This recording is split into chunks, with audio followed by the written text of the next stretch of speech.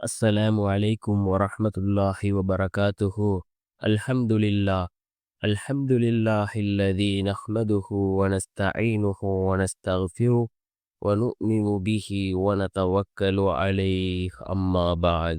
அன்பிற்குரிய அல்லாஹ்வின் நல்லடியார்களே, அன்பு சகோதரர்களே, நாம் தொடர்ச்சியாக பார்த்து வரக்கூடிய துஆக்களினுடைய திக்ருகளினுடைய தொகுப்பில் இன்று நாம் பார்க்க இருக்கின்ற விடயம் என்னவென்றால், நாம் ஃபஜ்ருடைய தொழுகையை தொழுதுவிட்டு 70 தடவை இந்த துஆவை ஓதுவோம். இந்த துஆவை ஓதுவதன் மூலமாக அல்லாஹ் ஜல்ல சுப்ஹானஹு வ தஆலா நம்முடைய வாழ்க்கையில் உள்ள கவலைகள், கஷ்டங்களை நீக்குகின்றான். நம்முடைய நீண்ட நாள் தேவைகளை அல்லாஹ் பூர்த்தி செய்து தருகின்றான்.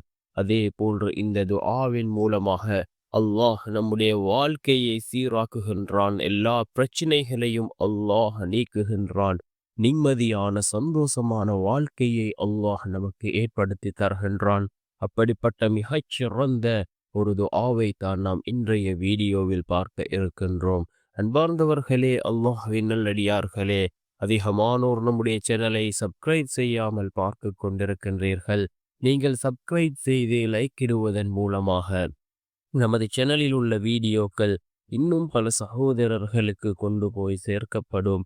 அவர்கள் அதனை பார்த்து பயனடைந்தால் அதற்குரிய கூலியை அல்லாஹ் உங்களுக்கும் வழங்குவான். அன்பார்ந்தவர்களே, அல்லாஹ்வின் நல்லடியார்களே, நாம் ஃபஜ்ருடைய தொழுகையை தொழுதுவிட்டு 70 தடவை இந்த துஆவை ஓதுவோம். ஒவ்வொரு நாளும் நாம் இதனை ஓதி வருவோம். காலையில் 70 தடவை, அதாவது ஃபஜ்ருடைய தொழுகையை தொழுதுவிட்டு 70 தடவை, அதே போன்று அசருடைய தொழுகை மாலை வேளையில் நாம் 70 தடவை, இவ்வாறு நாம் ஒவ்வொரு நாளும் இதனை ஓதி வருவதன் மூலமாக அல்லாஹ் ஜல்ல சுப்ஹானஹு வ தஆலா நம்முடைய வாழ்க்கையில் உள்ள கஷ்டங்களை நீக்குகின்றான், கவலைகளை நீக்குகின்றான். அதே போன்று நம்முடைய தேவைகளை அல்லாஹ் பூர்த்தி செய்து தருவான். அல்லாஹ்வினுடைய உதவியை நமக்கு பெற்று தரும். அந்த அளவுக்கு சிறந்த அற்புதமான ஒரு துஆவாக இந்த துஆ இருந்து கொண்டிருக்கின்றது.